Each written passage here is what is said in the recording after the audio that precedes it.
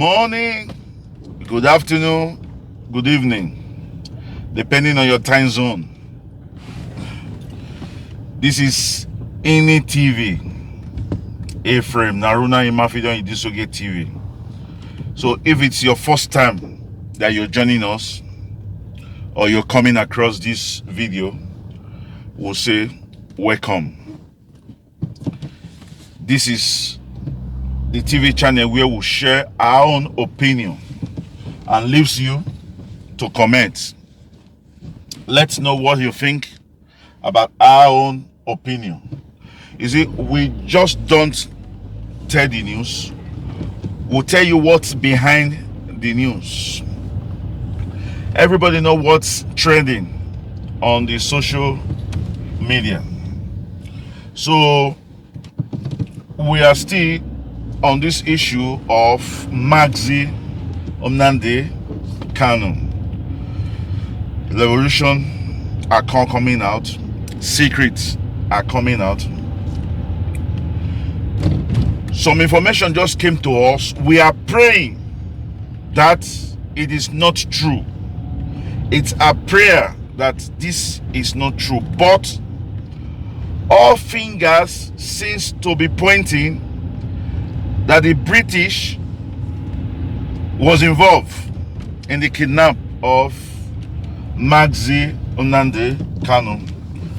We all are aware that the kidnap or the intersection took place in Kenya airport. We're also aware that it was the special Kenyan police, not the immigration. Kenyan special police was the one that arrested him. Like, while he was being arrested, Nnandi kanu raised an alarm. We all know Nnandi kanu is an outspoken person. He would not like his rights to be infringed upon and not say anything. So while he was being arrested or kidnapped and taken away, he make a show in the airports so that people gathering coming to see what was happening. And what did the Kenyan special squad do? They started shouting, "Terrorists, terrorists, go away, go away," just to let the people go away, you know. We also aware that they took him to an unofficial, unknown, undisclosed location where he was tortured for 8 days before he was finally handed over to the Nigerian police, who went to Kenya to pick him up, semi-unconscious, like what we heard. Probably he was unconscious. Maybe he was drug, tortured, or injected for him to say something. This story that I have recanted is what we all are aware. We know that when he came to Nigeria, he was immediately taken to court on Tuesday. They brought him to Nigeria on Sunday, then on Tuesday, they took him to court. Even his lawyer was not informed. That shows how this case is going. This is what we know. Now let's come to what most of us did not know. Nnandi kanu did not just decide to travel to Kenya. He did not just decide to travel to Kenya. If you can remember, Kenyan President is now the head, or is presiding over African Union. It's a rotational team. Every tenure, it rotates. It goes around from one president to another. So the president of Kenya is the president of AU now. So we here, it was a collaboration of the British government that arranged the whole scenario. Why are we suspecting the British government? Because even before Nnandi Kanu was arrested, Nnandi Kanu have said the British High Commissioner Caroline Laing, Laing, she has gone round to the east and passing a wrong information to the British government that in Nigeria all is calm. That the only problem there is the farmer and herdsmen clash that has always been there, you know, or border dispute between one region and another. They also went further to say that Nnandi Kanu is the troublemaker. You know, they were in support of the government, which in most cases, I would say sometimes the international body want to support the government in power, but that shouldn't stop them from investigating. How can British investigate? You have international bodies that are in Nigeria. You find out what's really going on. They should have gotten in touch with United Nations, Amnesty International, UNICEF, and other international organizations to really find out what was going on. So what did the British do? The British now said they will want a situation, this is official, they will want a situation where another 8 years is given before they finally look into this regional conflict. Because Nnandi Kanu was calling for a referendum. Then most people were calling for restructuring.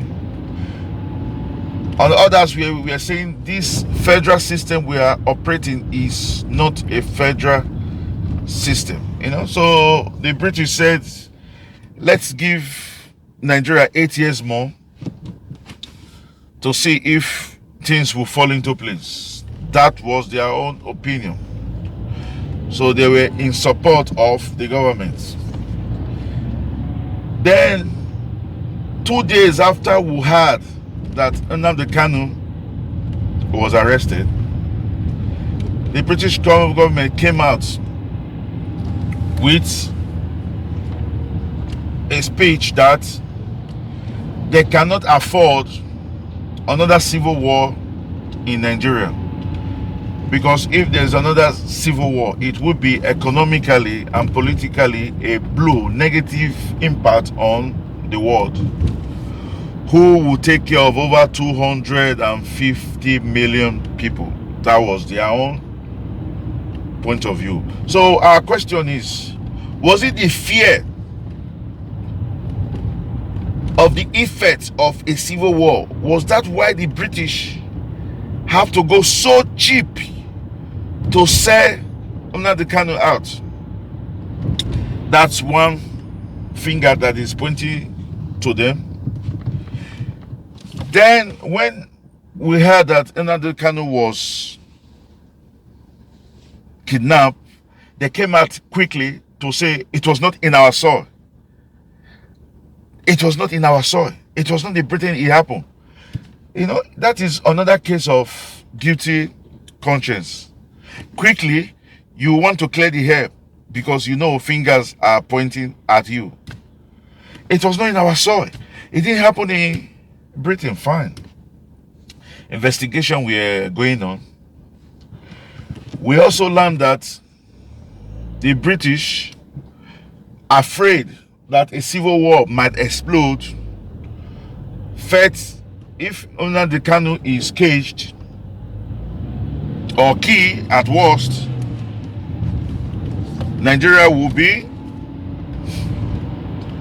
safer, or not safer. Nigeria will avoid a civil war, and that will remove 250 million refugees from their neck. So they liaise. So when you want to do something bad, who do you have to liaise with? It has to be an African country. And they decided the best bet will be Kenya. Kenya is in the Commonwealth, just like Nigeria. So it was easy for them to have arranged a meeting. It was easy for them to have arranged a meeting. So the Kenyan government now starts their part. Invited Nnandi Kanu to come because they want to look into the matter. They want to negotiate between Nigeria and him and the indigenous people of Biafra. It was logical because the president of Kenya is also the president of AU, African Union. So Nnandi Kanu went, knowing fully well that Britain was involved in this conspiracy. I heard Kenya was paid, I think 10 billion, was it $1 billion? I think $1 billion to get them involved in this matter. Another reason why we think Britain is involved, the House of Commons deliberates on this issue, and up till tomorrow, Britain is yet to take action, or they are slow in taking action. You know? So, but we thank God, the American government has called the Britain for a talk, and they told Britain, Nigeria's situation has passed that level where you can fix anything. The country has passed the level. This is America telling Britain now, because of their intelligent reports. Nigeria has passed that level where you can fix anything. The best and proper thing to do is to split the country into three, and that is where the middle belt comes in. Middle belt say, no, we want join. That's how the middle belt are agitating too. But the Kogi governor is also a puppet of this regime. So the Kogi governor, Bello, might spoil the whole middle belt show. Just like Nzidima is trying to put an obstacle to the west, to the east, I mean, while Tinubu and the co are putting obstacle to the west. So if you look, America have told Nigeria they are not going to support them, and that was why. And if America did not support Britain, even with their devilish hearts, would not want to be in the opposite battlefield with America. Israel will fall in. We all know that Nnandi Kanu has a link with Russia. You know? So now Chinese are a little bit skeptical because the world is looking at them because of what has just happened. So Chinese will not want to come 100% upfront in this issue. So who do the Nigeria now turn to? I was surprised when Lai Mohammed said they have Pakistan and they said they have Pakistan. I was surprised. Pakistan is not even a match to India. Just because Pakistan gave you 1 warship and 2 jet fighter, you bought it. He said they say that Pakistan, that be their backbone now. I look at the whole thing, I just laugh. So I am happy the demonstration in Europe is going on. I will indulge, at least German did their own. We want a situation where France, Nigerians in France should also, Spain, Italy, Luxembourg, Austria, come out, peaceful demonstration. Let the world know, put pressure on the international bodies. But my advice to Nigerians is we should try as much as possible, because this government will not hesitate to send their military that has been adulterated with people from Mali, from Senegal, to shoot aside. So that is all. We'll let you know that from all indication, British is involved and fingers are pointing to them. But thank God the Americans have gotten involved, and Nigerians who are in the Igbos who are in the US military have taken it up that Biden should intervene and do something. So let's keep our fingers crossed. We'll keep informing you as things unfold. So we go catch you now when we make the next video. And this one is a lesson to all of us. Trust no man. Thank you. Bye-bye.